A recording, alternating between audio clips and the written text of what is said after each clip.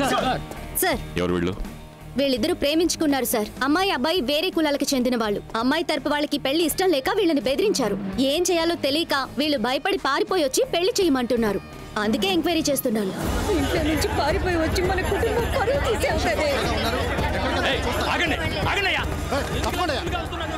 నా కూతుర్ని ఒక లేపుకొచ్చాడు. ఆయన చంపకుండా వదలను. ఏడీఎస్పీ రౌండ్స్కి వచ్చారు. తర్వాత అండి వెళ్ళండి వెళ్ళండి. అన్నా అన్నా మీ అన్నయ్య కూతురుని మరడే కొడుకు పోలీస్ స్టేషన్ తీసుకెళ్ళాడు. ఏమంటున్నావురా?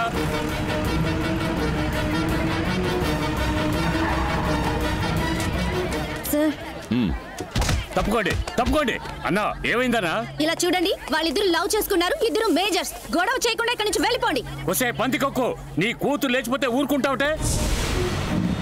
రే మున్సామి, మరి ఎక్కువ మాట్లాడద్దు. ఒరే హెడ్, నోరు మీరా. మర్యాదగా మాట్లాడబోయా, పెద్ద గొడవ అయిపోతుంది. కానిస్టేబుల్, నోరు మీరా. నేను తలుచుకున్నానంటే ఈ పోలీస్ స్టేషన్ నేను నేలమట్టం చేస్తాను. చూస్తావా? వెళ్ళి వాడిని లాక్ రండి రా.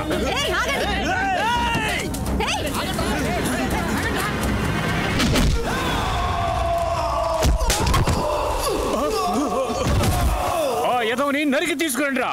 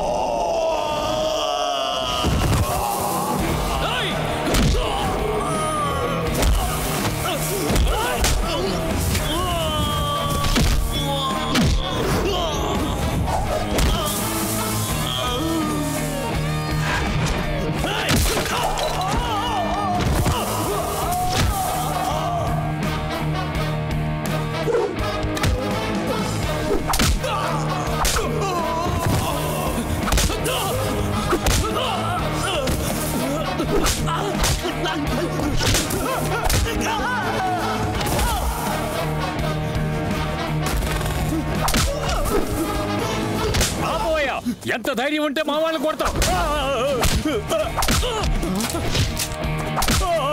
ఆడవాళ్ళతో ఎలా మాట్లాడాలో మీ అమ్మ నేర్పించలా? పెద్దవాళ్ళతో ఎలా మాట్లాడాలో మీ అబ్బ నేర్పించలా? ఈయనెవరు?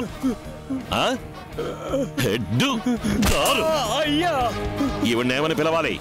Sub inspector? కట్టుకున్న భార్యనైనా రావే పోవే అని పిలవకూడదు. రామా పోమా అని మర్యాదగానే పిలవాలి. అసహ్యంగా లేదు మీకు? మిగతా కులం వాళ్ళని తక్కువగా చూస్తారా? నీచంగా అనిపించట్లా? ఒక కాలంలో మీకంటే ఎక్కువ కులం వాళ్ళు మిమ్మల్ని గుళ్ళోకి రాకూడదు, భుజాన టవల్ వేసుకోకూడదు అని బానిసలుగా ఉంచడం తప్పని 200 ఏళ్లుగా మీరు పోరాడారు కదా. ఇప్పుడు అదే తప్పు మీరు చేస్తున్నారు. వాళ్ళందరూ మారుతున్నారు. మీరెప్పుడు మారబోతారు? రండమ్మా. ఈ నిమిషంలోనే నేను వీళ్ళిద్దరికీ పెళ్లి చేసి పంపించగలను. కానీ మీ ప్రేమకు మర్యాద ఇచ్చేలా నా పనిచేయడం లేదు. ఓమ్మా ఓమ్మా, మీరు కూడా తన ప్రేమకు మర్యాద ఇచ్చి వాళ్ళకి పెళ్లి చేయండి. అలా కాదని వాడు చెప్పాడు వీడు చెప్పాడని ఏదైనా తప్పుగా ప్లాన్ చేశారో వెళ్ళండి, జరగాల్సింది చూడండి. సరేనయ్యా.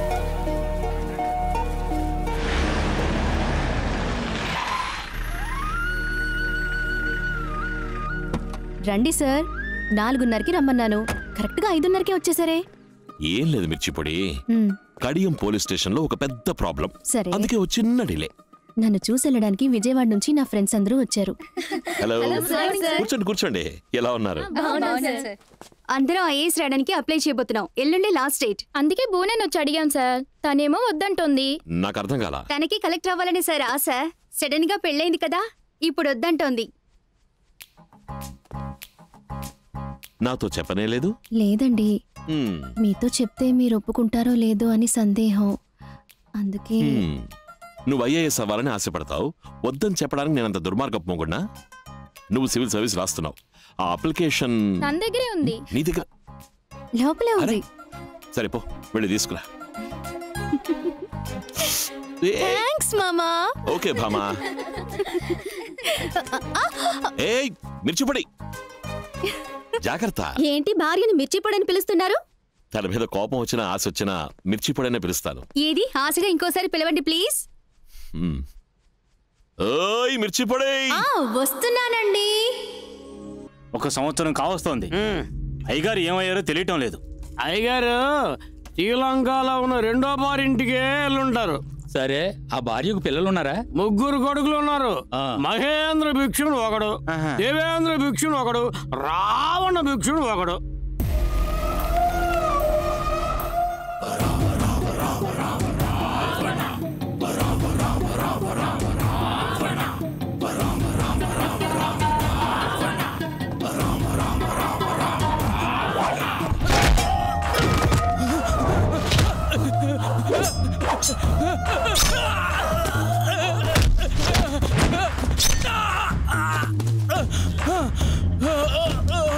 ఏమన్నావురా?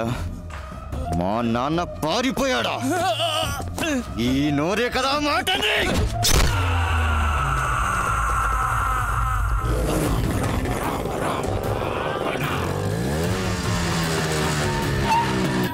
అమ్మా, మా నాన్న ఎవరికో భయపడి పారిపోయాడని ఊరంతా నన్ను చూసి ఎగతాళి చేస్తుంటే సిగ్గులకు నా కుర్చీ మీరు ఫోన్ చేస్తారా? అమ్మా, మా నాన్న భయపడి పారిపోయేవాడా? మీ నాన్నగారికి భయం అంటే తెలీదు. ఆయన పెద్ద వీరుడు. ఎవరికి భయపడకూడదు. మనకి 2 కళ్ళు పోయినా శత్రువుకి 1 కన్నైనా పోవాలి. అర్థమైందా? నాన్నెక్కడున్నాడో ఇప్పుడు నాకు తెలియాలి.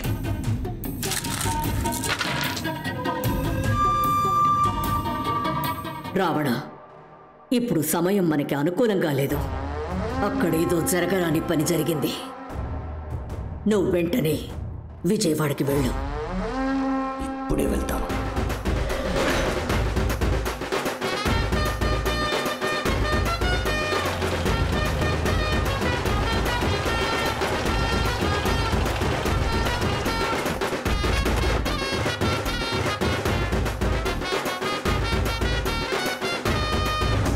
కృష్ణమూర్తి గారు, ఏం జరిగింది? మా నాన్న ఏమయ్యారు? స్వామితో గొడవ తర్వాత అయ్యగారి దగ్గర నుంచి ఏ కబురు లేదు బాబు. పరశురాం నా మీద అరెస్ట్ వారెంట్ తీసుకొచ్చాడు. 2 ఎదవలు కలిసి నన్ను పట్టించారు. వాళ్ళ కథ ముగించకుండా నేను కొలంబోలో అడుగు పెట్టను. ఆ రోజు మా నాన్నతో ఎవరున్నారు? అయ్యగారు పారిపోయేంత వరకు ఆయనతో ఉన్నదే నేనే బాబు.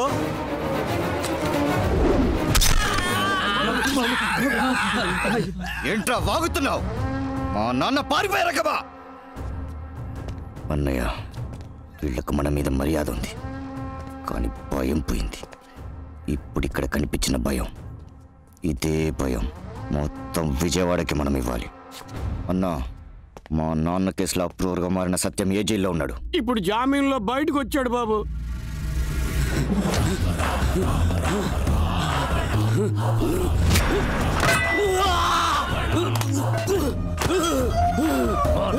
పట్టిస్తావురా?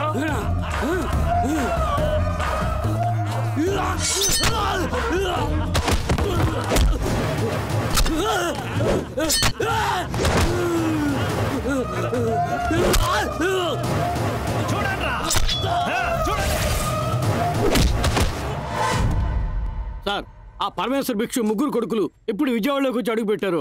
అప్పటి నుంచి ఎవరికి మనశ్శాంతి లేకుండా పోయింది సార్.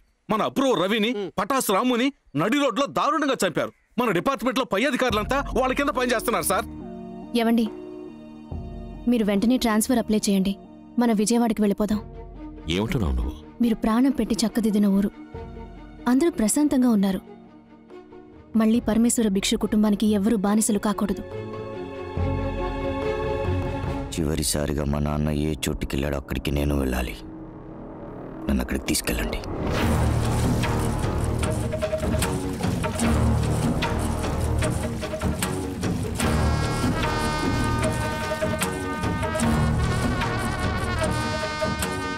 వెళ్ళండి. మా నాన్నని ఎవరైనా చూసారా అని కనుక్కోండి. అయ్యగారు చివరిగా ఇక్కడికే వచ్చారటగా. ఏం రావణ, దిగులుగా ఉన్నావు? ఆ చుక్కి దొరకలేదు నా. దొరుకుతుంది. ఏడో తల్లి, నేను వచ్చేసాను కదా. ఓ తల్లి,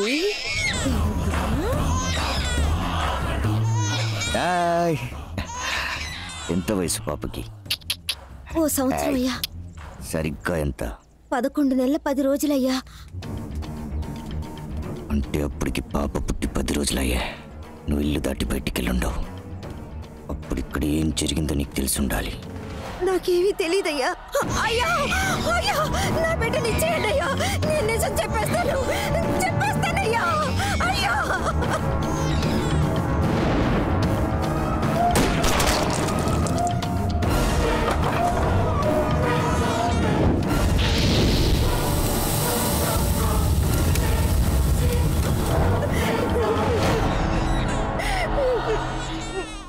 అన్నయ్య, మన నాన్న పారిపోలేదు, చచ్చిపోయాడు.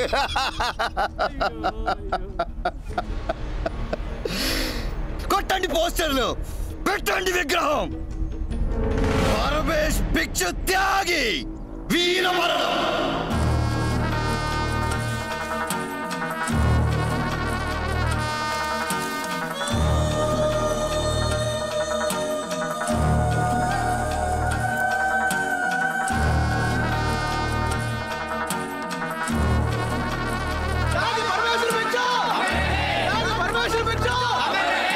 మిస్టర్ ప్రశాంత్ స్వామి, మీరు అడిగినట్టుగానే మిమ్మల్ని విజయవాడ ట్రాన్స్ఫర్ చేశాను. Thank you sir.